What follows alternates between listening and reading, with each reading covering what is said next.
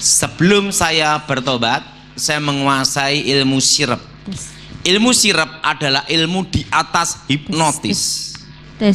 Kalau mantra itu diucapkan, itu sesuai arah angin.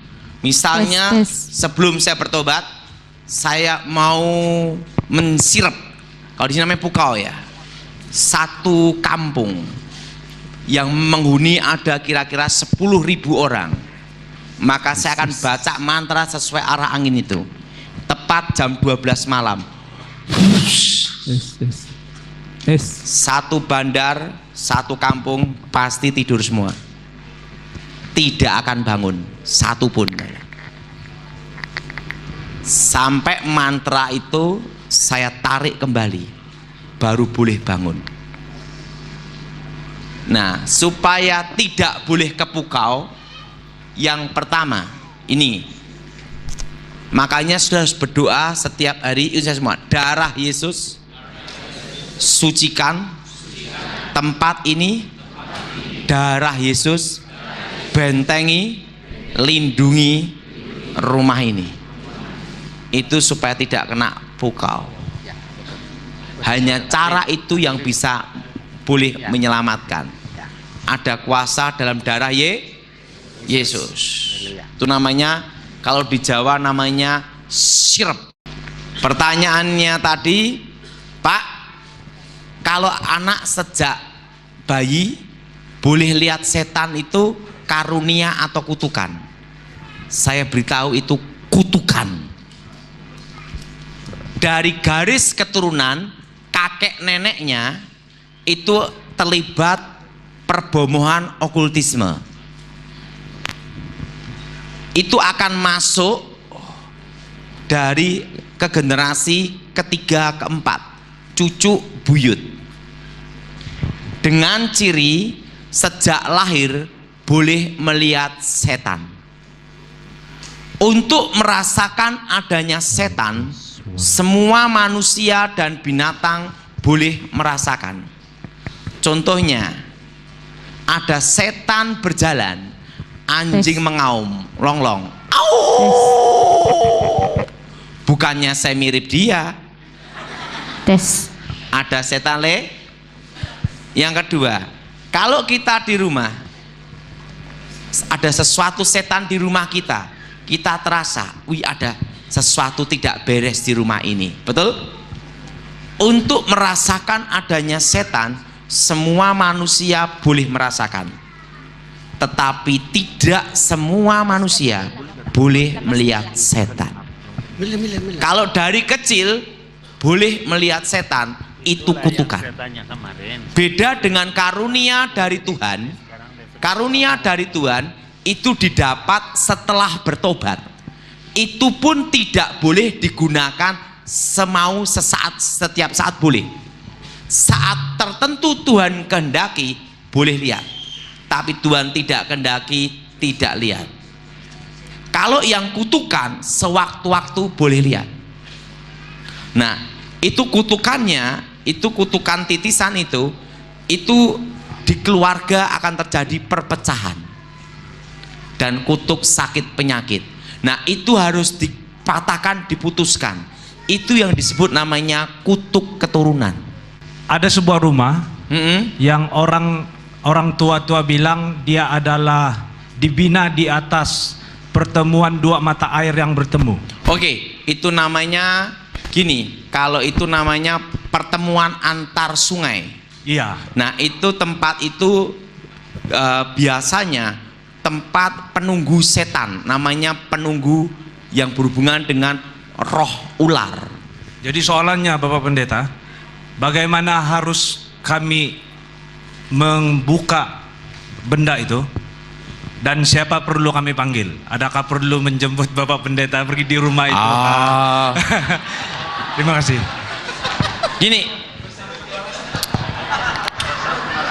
setiap pertemuan antar sungai, sungai ini bertemu. Nah, di situ biasanya ada namanya makhluk roh. Nah, makhluk roh ini manifestasinya adalah ular. Nah, Kenapa pertemuan sungai itu selalu ada penunggu rohnya? Karena sering kejadian zaman dahulu pernah untuk perang. Atau kedua, banyak pusaka-pusaka, ajimat-ajimat yang dimasukkan ke sungai. Akhirnya mereka semua bertemu di satu titik pertemuan antar sungai. Nah, cara ngalahkannya doanya saya semua. Darah Yesus, sucikan tempat ini.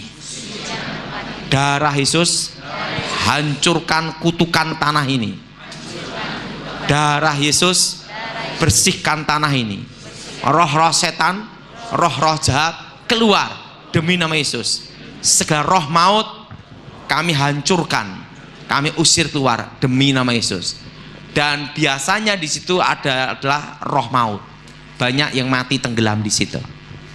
Betul? Betul.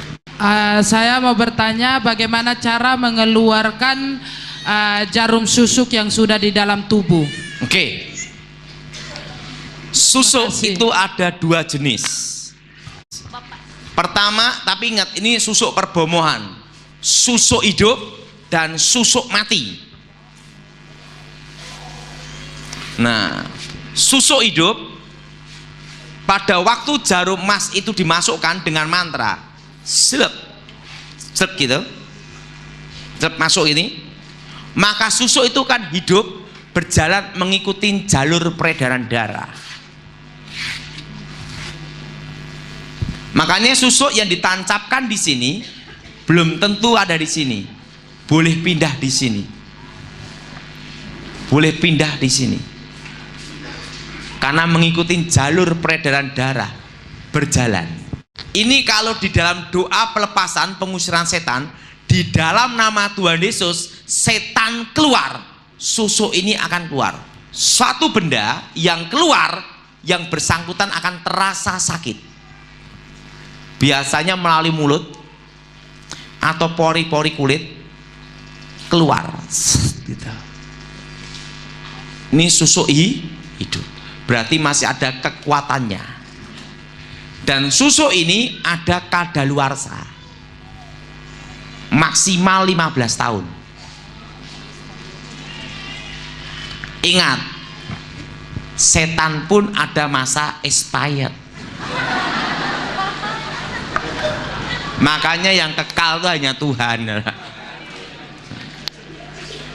Jadi maksimal berapa? 15 tahun. Nah, tergantung tingkatan bomohnya. Kalau bomohnya itu tingkat tinggi, itu 15 tahun. Kalau tingkat rendah, 40 hari. Tingkat menengah, 1000 hari.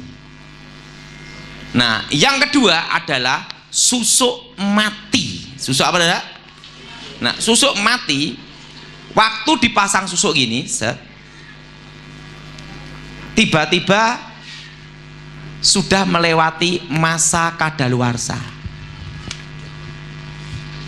Jadi bendanya ini hanya tinggal benda biasa, tidak boleh kemana-mana.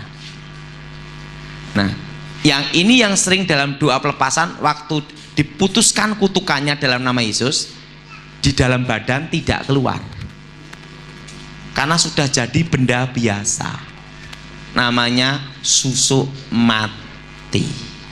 Makanya dalam doa pelepasan tidak harus keluar, belum tentu. Nah, kalau yang susuk mati ini dioperasi dokter pun boleh keluar, karena memang kekuatannya sudah tidak ada, sudah melewati masa kadaluarsa. Nah, tetapi apakah perlu didoain pelepasan? Tetap doa pelepasan, karena untuk mematahkan kutukan, karena kutukan itu tidak mengenal expired. Harus dipatahkan dalam nama Tuhan Yesus. Jadi cirinya susuk mati, bendanya itu tidak pindah-pindah, tetap di situ terus. Nah, pada waktu didoain pelepasan dalam nama Yesus, gimana? Kalau susuknya mati, setannya keluar, kutukannya hancur, tapi benda ini tidak keluar. Namanya susuk mati. Kalau susuk hidup, waktu doa dalam nama Yesus terjadi perlawanan, itu bisa gini-gini.